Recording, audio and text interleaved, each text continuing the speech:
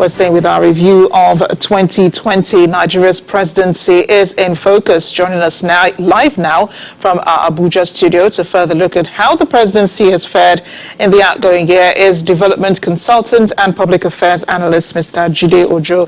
Thank you for joining us, Mr. Ojo. Thank you very much, Amarachi. Happy New Year in advance. Well, that's just a few hours away. Happy New Year to you is in order. It's been a difficult year, though, even for the most advanced countries. Here in Nigeria, how would you describe the role of the presidency in navigating through this pandemic? Well, like the president will tell you, he's done his level best under the circumstance. Unfortunately, we were caught napping with the COVID-19.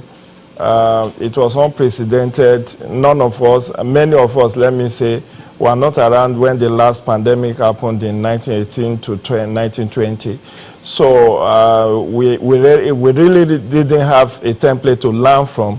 And so initially the presidency actually grappled with how to cope with how to engage and combat the ravaging COVID-19. You recall that you took a bit of time to impose travel ban and to set up the isolation centers, to have them well kitted.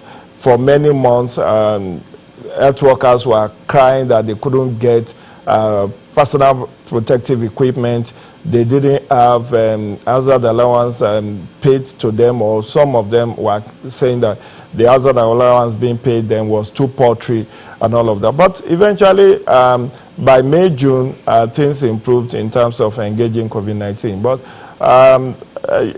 as you said in your commentary earlier, it's an unusual year. Everything centered around COVID-19, and in between, we have a spike in insurgency and insecurity, which has also been highlighted with the peak of it last month or early this month, when we have the abduction of 344 Kankara secondary school abduction.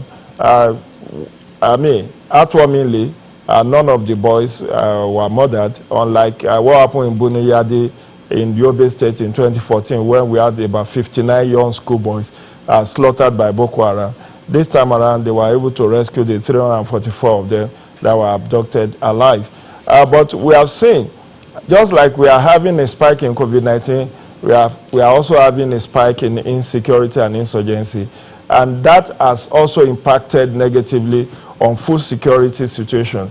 Like Kayla said in her remark, because of the issue around COVID-19 lockdown and insurgency and insecurity, farmers could no longer access their farms.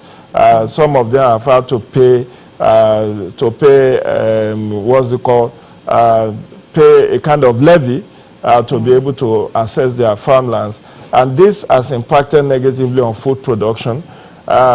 If you take it away from that, the fact that the presidency also deemed it fit to reopen some of the partially locked borders is an heartwarming development, because while the presidency may tell you that since the closure of those borders in on August 20, 2019, that there has been an increased revenue accruing to the Nigerian Customs Service, as well as the farmers who are into poultry, who are into rice production and all of that. Unfortunately, part of the sticky moment for Nigeria this year, aside from insurgency and COVID-19, was the natural disaster where we are flooding, particularly in the Benue Trough, which washed away many farmlands. And this has also, in a sense, created challenge with food security in Nigeria. Indeed, indeed. And it appears that, you rightly mentioned some of the other pandemics that ran side by side the health crisis experienced around the world. One of them, which you remember, and you haven't mentioned, is the End SARS protest and its aftermath. The question is what your assessment is of what the presidency did, with that protest and with handling the crisis. For the End SARS protest, again, should I say it caught the presidency napping? This was a protest that was not taken seriously when it initially started after the killing of a young chap in Delta State, I think Warri, Delta State, or somewhere in the Delta State. After the uprising, which largely went online on social media, where people were condemning police brutality and all of that, you now had a few young Nigerians, articulating and mobilizing Nigerian youths to engage in open street protest. This was also, to the best of my memory, coming on the heels of June 12, 1993 mass protest.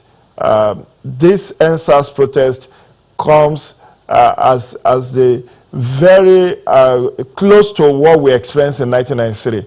Because in the 2-3 weeks that this NSAS protest took place, it shook the country to its foundation, so much so that the presidency was very quick to accede to the demands of these Nigerian youth, particularly as the protests went into the second week, where you now have blockade of roads across many of the states. So eventually, the country recorded huge loss in trillions. Lagos alone recorded the burning of courthouses, burning of mass transit buses. In fact, warehouses were looted as many Nigerians were looking for the palliatives, the COVID-19 palliatives that were allegedly hoarded by some unscrupulous government officials. This was another scary moment for Nigeria, because people were not too sure how that NSAS protest was going to end. Here we have about 27 police officers murdered in cold blood. There were prisoners set free in Edo and Ondo State. And the aftermath of that is what has also led to the spike in insecurity in the Edo-Ondo axis, where you now have abductions and kidnappings of travelers almost on a weekly basis. So we're looking forward now, and we're counting down to the new year. It's less than 2 hours away from 2021. If you were to advise the presidency, what critical areas should the presidency address in 2021 that will especially impact on citizens? Very briefly, please. First and foremost, let me congratulate the presidency on the feat of making Nigeria the some global economists will say Nigeria is the 25th biggest economy in the world, or 26th according to IMF. That's a record feat, because though we were actually aiming at being one of the 20 biggest economy in 2020, that was what Vision 2020 was all about. But if we come 25th or 26th, that wasn't a bad position. But again, human capital must come top. Whatever we want to do, we need to take our education sector very seriously. One of the areas the COVID-19 has impacted negatively is the education sector, where schools were on lockdown. Universities, many students have lost a session due to no fault of theirs. One, because of COVID-19. Two, because of ASU strike. Outgoing on December 23, ASU has suspended strike. So we are hoping that in January schools will resume. But before schools will resume, what the presidency needs to do is to ensure the safety and security of our students when they resume back to school. Safety and security in terms of COVID-19, safety and security in terms of physical security. Because there was a very ugly incident that happened about a couple of months back in ABU, Ahmadu Bello University area, where a lecturer or one of the staff of the university was allegedly abducted by unknown gunmen with his wife and daughter. But eventually they were rescued. So we need to take education very seriously. We shouldn't have a situation where schools will be shut down for another session.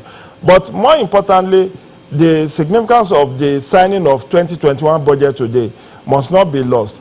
Implementation, full implementation of that 13.58 trillion budget must be ensured.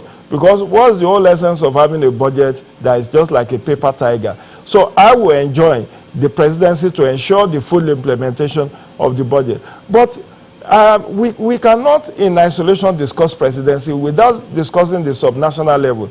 There must be proper coordination between and among the three tiers of government, the federal, state, and local. We must also ensure a very smooth, robust relationship among the three arms of government. Right. That is the executive, the legislature, and the judiciary. We are seeing the fruits of the collaboration and robust relationship between the executive and the legislative arm. In the passage of the budget, look at it, the budget was submitted on October 8th. It was passed before the end of December, and the president has assent to it. So right. This is the way to go. Robust relationship among the three tiers of government and among the three arms of government will ensure better standard of living for Nigeria in 2021. Well, you said a lot tonight to give us a lot to think about. Development consultants and public affairs analyst, Mr. Jide Ojo. Thank you again for joining us on the News at 10 tonight. Hope to see more of you in the coming year. The pleasure is mine. Thanks.